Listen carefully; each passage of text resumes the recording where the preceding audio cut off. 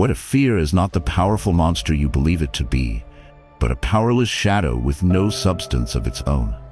What if you could learn to turn on a light within your own mind that would cause this shadow to vanish instantly? That light exists, and the Stoics taught us how to build it. How Stoic Men Conquer Fear Daily. Stoicism, compiled and published by Stoic Power. Lesson 1. The nature of daily fear. Imagine you are walking through a dimly lit room, and in the corner, you see a terrifying, monstrous shadow projected on the wall. It is huge, misshapen, and seems to threaten your very being. Your heart pounds, your palms sweat, and you are frozen in terror. But then you find the courage to turn and look at the source of the shadow. You see that it is nothing more than a tiny, harmless mouse standing in front of a single, forgotten candle. The monster was never real. It was just a projection, a trick of the light and the dark. This is the true nature of most of our daily fears. This video explores Stoic wisdom as a path to emotional mastery, mental strength, and fearless living, empowering you to unleash your inner strength and remain unshaken no matter what life throws at you.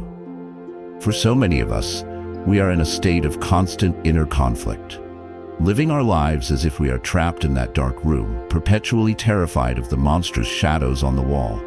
The fear of failure, the fear of rejection, the fear of uncertainty, the fear of what others might think.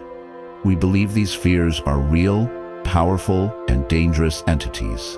The problem with this mistaken identity is that it gives fear a power it does not possess. When you believe the shadow is a monster, you give it the power to control your life. This is one of the most common and painful challenges that people face in the context of emotional mastery and self-discipline. You will avoid applying for the new job. You will shy away from the difficult conversation. You will refuse to take the risks necessary for growth, all because you are trying to hide from a shadow. Your life becomes smaller, your potential shrinks, and you live as a prisoner of your own imagination, haunted by monsters of your own creation. The transformative solution is the first and most crucial Stoic principle in conquering fear: to stop fighting the shadow and instead to calmly and rationally examine its source. It is the practice of understanding the true nature of fear itself. The core idea, drawn from the very heart of the Stoic discipline of assent, is that fear is not a force in the external world. It is a judgment that we make in our own minds. Epictetus taught that we are not disturbed by events, but by the principles and opinions which we form concerning events. The fear is not the upcoming presentation. The fear is our judgment that I will fail the presentation, and that failure will be catastrophic. The fear is the story we tell ourselves about a future we cannot predict. It is the tiny mouse of a future possibility, magnified into a monster by the candle of our own irrational imagination. This ancient wisdom feels profoundly alive because it returns all the power to you. If fear is just a judgment and we control our judgments, then we can control our fear. To begin this practice of deconstruction, you must become a fearless investigator of your own mind. The first actionable step is to externalize the fear. When you feel afraid, take out a journal and write down with absolute precision what you are afraid of. Drag the shadow out of the corner and into the light of the written word. The second step is to dissect the judgment. Look at what you have written and separate the objective fact from the subjective story. I have a presentation tomorrow is a fact. It will be a complete disaster is a story. The third step is to question the story. Ask yourself, is this story 100% true? What is the evidence? Have I ever survived something like this before? The benefits of applying these actions are a profound and liberating shift in your relationship with fear. You will begin to see your fears not as terrifying monsters, but as mental habits, as stories that can be questioned and rewritten. The emotional charge of fear will begin to diminish as its irrational nature is exposed. You stop being the terrified victim in the dark room and start becoming the calm investigator with a flashlight. Your call to action is to choose one of your recurring daily fears, however small. Today, perform the dissection. Write down the objective situation, and then write down the catastrophic story you are telling yourself about it. See, with your own eyes, the difference between reality and the shadow. Understanding the nature of fear is the first step to dispelling it. But to face it calmly, you need a mind that is trained in stillness and observation. The next lesson will teach you how to cultivate the calm awareness of a Stoic watchman. If you are ready to start conquering your fears, please show your support by liking this video and subscribing to the Stoic Power channel. Lesson 2. Cultivating calm Stoic awareness. Imagine you are a watchman standing on the highest tower of a great fortress, your post overlooking a vast and misty valley. Your duty is not to fight every shadow that moves in the mist, nor is it to sound the alarm at every rustle of leaves. A panicked, reactive watchman would exhaust the entire fortress with false alarms. Your true duty is to maintain a state of calm, vigilant, and non-judgmental awareness. You are there to observe the valley, to differentiate between the harmless movements of the wind and the first, true signs of an approaching threat. Your calm awareness is the fortress's first and most important line of defense. This is the second principle of conquering fear. Many of us, however, live in a state of inner conflict, where we have an untrained and panicked watchman in our own minds. We are constantly on high alert, our awareness flitting from one potential threat to another, sounding the internal alarm of anxiety at every imagined shadow in the mist. The problem with this state of hypervigilant, anxious awareness is that it is utterly exhausting and completely counterproductive. It drains your mental and emotional resources, leaving you depleted and unable to focus on what is actually important. It is a state of being at war with 1,000 imaginary enemies, a battle that can never be won. This chronic, low-grade anxiety is the very opposite of the calm readiness needed to face real challenges. A panicked watchman is a liability, not an asset. The transformative solution is to train your inner watchman in the art of calm, Stoic awareness. It is the habit of cultivating a mind that can observe the endless flow of thoughts and feelings without being immediately hijacked by them. A mind that can calmly differentiate between a real danger and a mere shadow. The core idea is rooted in the Stoic practice of prosoche, or mindful attention. The Stoics knew that our inner world is a constant stream of impressions, thoughts, feelings, and sensations. The untrained mind latches onto every single one, especially the fearful ones, and treats it as an urgent reality. The trained mind, the calm watchman, learns to simply notice these impressions as they arise and pass without being immediately drawn into their drama. This ancient wisdom, which is the foundation of modern mindfulness, teaches that you are not your thoughts. You are the calm, aware space in which your thoughts occur. By cultivating this aware space, you create a buffer between you and your fear, a moment of clarity that allows for a wise response. To begin training your inner watchman, you must practice the discipline of observation. The first actionable step is the mental weather report. Several times a day, take 30 seconds to pause and silently observe the weather in your mind. Is it cloudy with worry? Is there a storm of anger? Is it clear and calm? Your only job is to notice and label, not to judge or change the weather. The second step is to practice objective noting when a fearful thought appears. Instead of getting lost in the thought, "I'm going to fail," you simply note, "There is the thought about failing." This creates an immediate sense of distance and perspective. The third step is to ground your awareness in the physical body. When your mind is turbulent, bring your full attention to a physical sensation, like your breath or the feeling of your feet on the ground. This pulls your awareness out of the misty valley of thought and back to the solid ground of the present moment. The benefits of applying these actions are the development of a profound sense of inner peace and control. You will stop being a victim of your own mind's constant alarmism. The baseline of your daily experience will shift from anxiety to a quiet, confident awareness. You will conserve immense amounts of mental energy, which can then be deployed with focused power when a real challenge arises. You become the calm, reliable watchman, a source of wisdom and stability for your entire inner kingdom. Your call to action is to set a reminder on your phone for 3 times tomorrow. When it goes off, perform a 1-minute mental weather report. Stop what you are doing, close your eyes, and simply observe the state of your mind with the calm curiosity of a seasoned watchman. This calm awareness allows you to see your fear without being immediately consumed by it. But to truly conquer it, you must learn to actively harness and direct your emotional energy. The next lesson will teach you how to take the reins of your own emotions. We invite you to comment below with one fear thought you will commit to simply noting this week. And please remember to subscribe to the Stoic Power channel.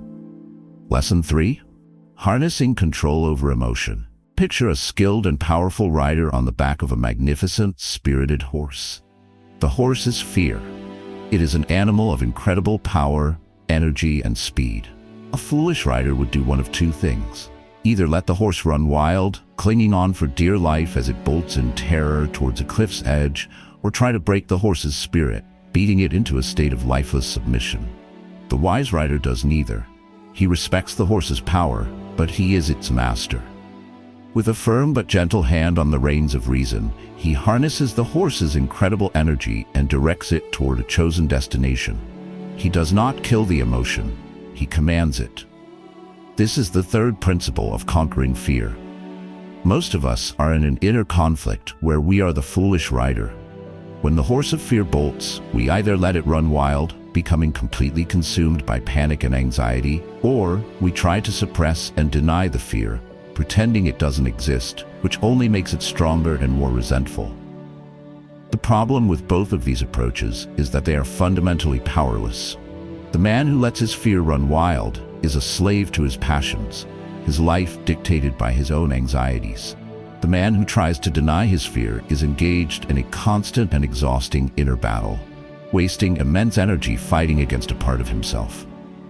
In both cases, the immense power of the emotion is either wasted in chaotic destruction or squandered in internal suppression. The transformative solution is to become the wise rider. It is the Stoic habit of harnessing your emotional energy, of accepting the power of your fear, but refusing to surrender the reins of your rational mind. It is the art of turning the wild horse into your most powerful ally. The core idea is that, for the Stoics, emotions or passions are not evil in themselves. They are powerful energies that arise from our judgments. The goal of the Stoic is not to become a passionless stone, but to bring the passions under the command of the hegemonikon, the ruling faculty of reason. The horse is not the enemy. The lack of a skilled rider is the problem. Fear, when harnessed, can be a source of incredible energy. It can heighten your senses, sharpen your focus, and fuel extraordinary acts of courage. The secret is to feel the fear without letting that feeling dictate your actions. You, the rider, must always be the one who chooses the direction. This gentle wisdom teaches us not to be at war with ourselves, but to integrate all parts of our being under a wise and benevolent leadership. To begin harnessing your emotions, you must practice taking the reins. The first actionable step is to acknowledge and accept the feeling. When fear arises, do not fight it. Say to yourself, I feel the presence of fear. The horse is here. Acknowledging the horse is the first step to riding it. The second step is to question the judgment that is fueling the fear. Ask, what story am I telling myself that is making this horse so agitated? Use your reason to challenge that story. The third step is to deliberately choose a courageous action, no matter how small, that is in direct opposition to the fear's command. If the horse wants to bolt left, you calmly and firmly steer it right. This is the act of taking control. The benefits of applying this practice are a profound increase in your sense of personal power and courage. You will stop being a victim of your own emotional responses and start becoming the master of them. You will find that you can feel fear and take action anyway, which is the very definition of courage. The energy that you once wasted in panic or suppression will now be available to you as a powerful fuel for your goals. You become the master rider, capable of handling the most spirited horse and directing its power toward a noble destination. Your motivational practice is to choose your horse. Identify one specific fear you have. Your mission is not to eliminate the fear, but to take one small action this week that moves you toward it, not away from it. Feel the horse, but do not let it bolt. Gently take the reins. Harnessing your emotional energy is the key to courage. But what if we could go a step further? What if we could take the very energy of fear and transmute it, turning its chaotic power into a laser beam of focus? This is the next level of mastery. If you found this lesson empowering, please like this video and share it with someone who is struggling to control their own inner horse. Lesson 4. Turning fear into focus. Imagine the incredible high-pressure environment deep within the Earth's crust. Here, humble carbon atoms are subjected to an almost unimaginable force and heat. This intense, chaotic energy does not destroy the carbon, it transforms it. The pressure forces the atoms into a perfect crystalline lattice structure, creating one of the hardest and most brilliant substances in existence, a diamond. The unfocused energy of pressure is transmuted into the focused brilliance of a diamond. This is the fourth principle of conquering fear. It is the alchemical art of turning fear into focus. Most of us are in an inner conflict where, when we feel the pressure of fear, our energy becomes scattered and chaotic. Our focus shatters into 1,000 pieces. We worry about a dozen different negative outcomes at once, our minds racing in every direction except the one that would actually help us. We become like the raw carbon, disorganized and easily crushed.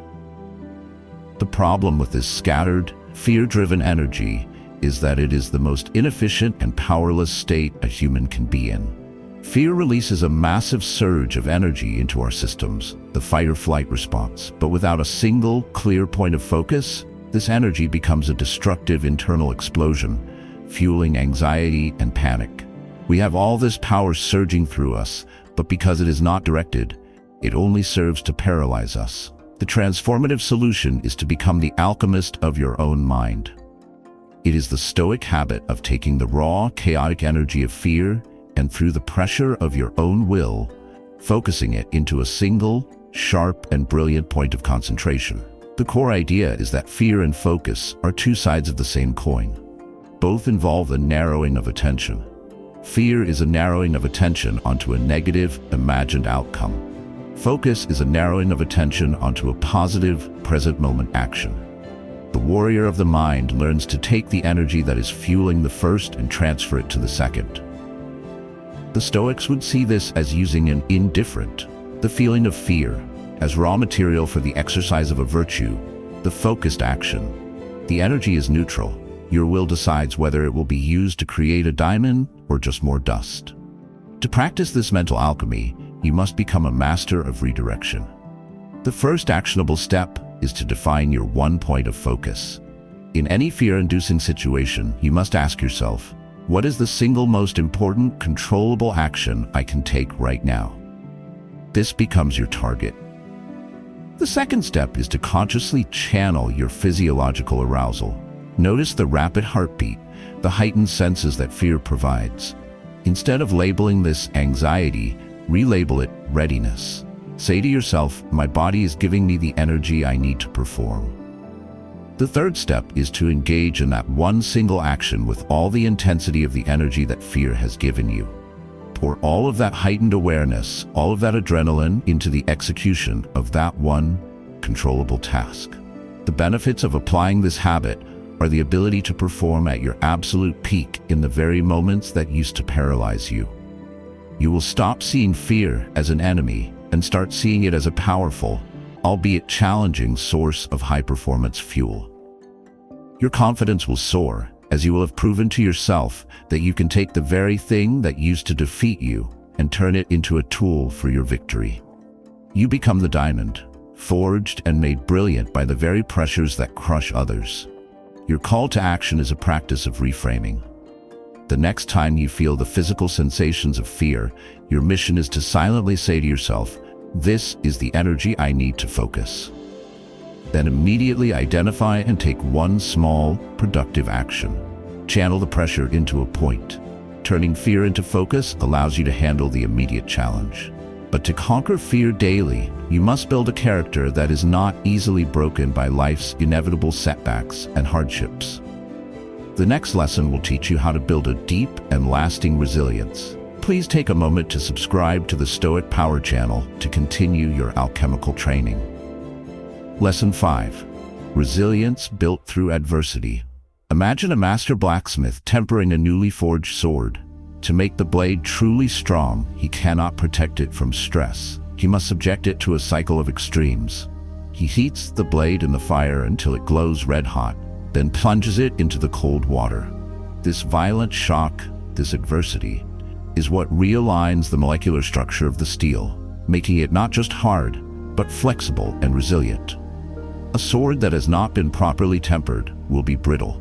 It will shatter at the first hard impact. A sword that has been tempered through adversity can bend without breaking and will hold its edge through countless battles. This is the fifth principle of conquering fear. For many of us, we live in an inner conflict where we wish for a life without adversity. We believe that a life of ease and comfort is the path to happiness, and we see every setback and every hardship as a purely negative event that weakens us and moves us further from our goal. The problem with this aversion to adversity is that it creates a character that is as brittle as untempered steel. A life without challenges is a life without opportunities for growth. If you are never tested, you never discover the true limits of your own strength.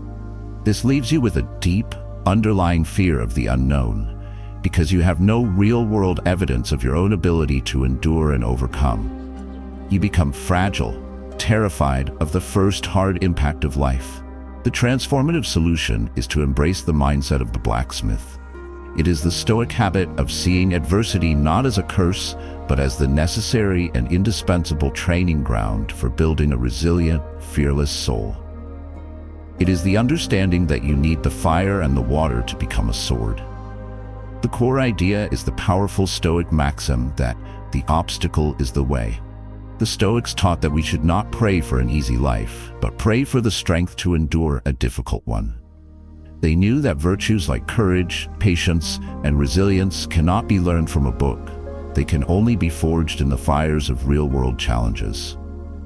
Every time you face a difficult situation and do not break, you are tempering your own soul. You are teaching yourself on a deep and cellular level that you are stronger than you thought. This ancient wisdom transforms every hardship from a source of fear into a source of strength. To begin this practice of tempering, you must change your relationship with hardship. The first actionable step is to practice voluntary discomfort. As we have discussed before, deliberately and regularly choose small, manageable hardships, like taking cold showers or fasting. This is your controlled tempering process, building your resilience in low-stakes situations. The second step is to keep a resilience journal. Every time you successfully navigate a difficult situation, write it down. Describe the challenge and describe how you endured it.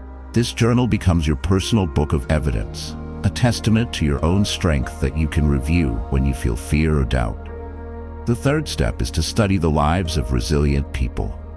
Read the biographies of those who endured immense hardship, from historical figures like Nelson Mandela to the Stoics themselves, and draw inspiration and tactical wisdom from their example. The benefits of applying this habit are the creation of a truly unbreakable spirit. You will stop being afraid of life's inevitable setbacks because you will see them as opportunities to grow stronger. Your fear of the future will diminish, replaced by a quiet confidence in your own ability to handle whatever comes your way. You become the well-tempered sword, strong, flexible, and ready for any battle.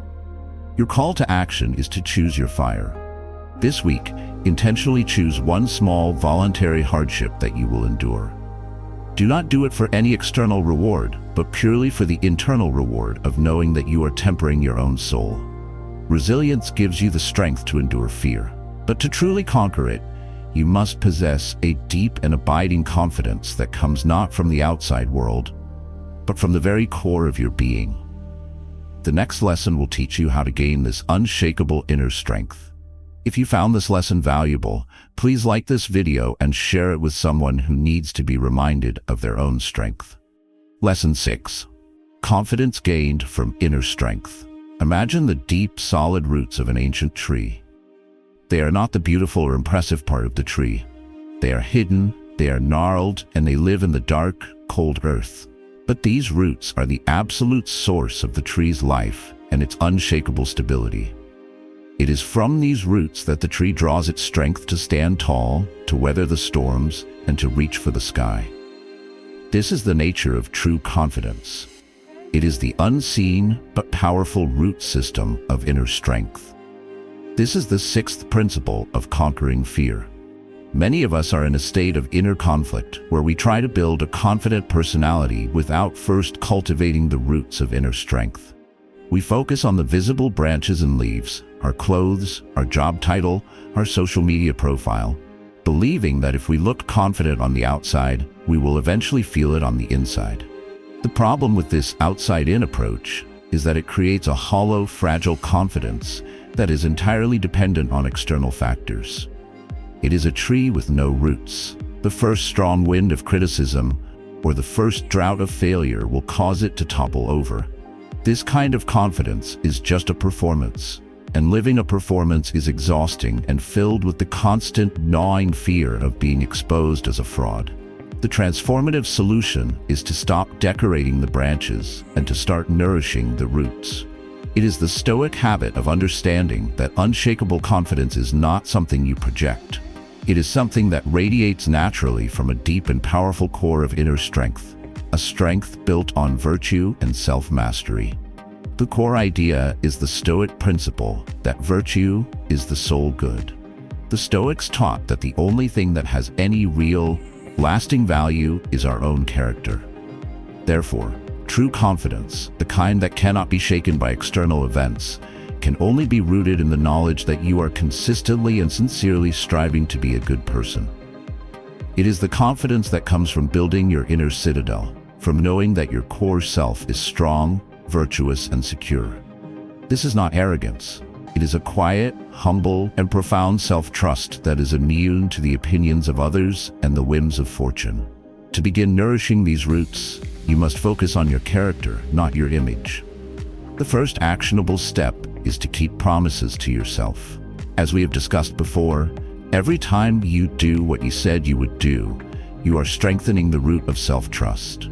The second step is to act with courage in small things. Speak up when it's easier to be silent. Choose the harder right over the easier wrong. Every small act of courage nourishes the root of your inner strength. The third step is to live in alignment with your own principles. Your confidence will be directly proportional to the degree to which your daily actions reflect your highest values. The benefits of applying this habit are the cultivation of a deep, authentic, and truly unshakable confidence. You will stop being afraid of judgment because your self-worth will come from your own inner court, not from the court of public opinion. You will move through the world with a calm, solid presence, the quiet strength of the ancient tree. You will become a source of stability and inspiration for others who will be drawn to the authenticity of your deep roots. Your call to action is to choose your root. Identify one of the Stoic virtues, wisdom, courage, justice, or temperance, that you feel is weakest in your life. For the next month, make cultivating that one virtue your primary focus. Read about it, journal about it, and look for small opportunities to practice it every single day.